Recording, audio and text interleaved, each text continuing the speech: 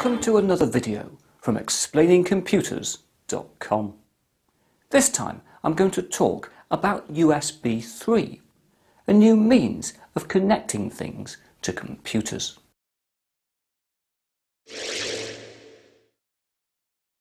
Also known as SuperSpeed USB, USB 3 is a faster version of the Universal Serial Bus introduced in 1996. Whereas USB 1 had a maximum data transfer speed of 12 megabits per second, and the current version of USB 2 maxes out at 480, USB 3 can theoretically transfer data at 4.8 gigabits per second. This is significantly faster than FireWire and also compares favourably with SATA. USB 3 is backwards compatible with the 6 billion USB devices already sold. Indeed, when you first compare a Type A USB 3 plug to its USB 2 counterpart, they look pretty much identical. Granted, there are slight changes in the shape of the moulding, and all USB 3 leads and jacks are colour-coded bright blue. However, if you look inside a USB 3 plug, you will see that in addition to the 4 contact points we all know and love, there are now 5 contact points in the back to allow for the transmission of more data. These then marry up with the 5 new contact points in the front of a Type A USB 3 socket. There are, however, significant shape changes to other connectors to include the extra set of pins.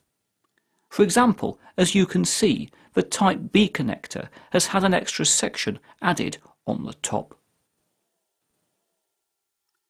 Due to the way that the new connectors have been designed, it is possible to plug USB 2 cables into USB 3 devices to run them over a USB 2 interface. However, not least to avoid any possible damage, USB 3 cables cannot be connected to USB 2 peripherals.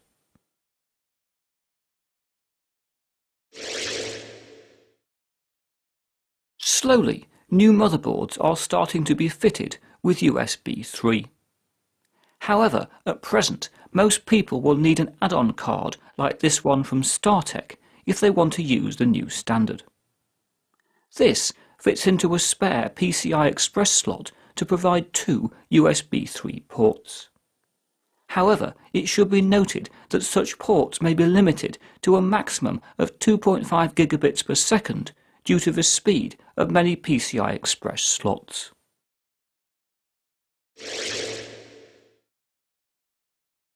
Finally, let's finish off with a real-world speed comparison. Here, I am copying the same 848 megabyte file to the same external hard drive. The only difference is that in the first instance I'm using a USB 2 connection and in the second USB 3. As you can see, in this test based on a USB 3 port on a PCI Express add-on card, a speed increase of about 2.5 times is obtained. Within 5 years, most of us will be using USB 3. However, for anybody who wrangles a great deal of data, it's a standard worth investigating sooner rather than later. For more information, please see the hardware section of explainingcomputers.com. But for now, that's it for another video, and I hope to talk to you again very soon.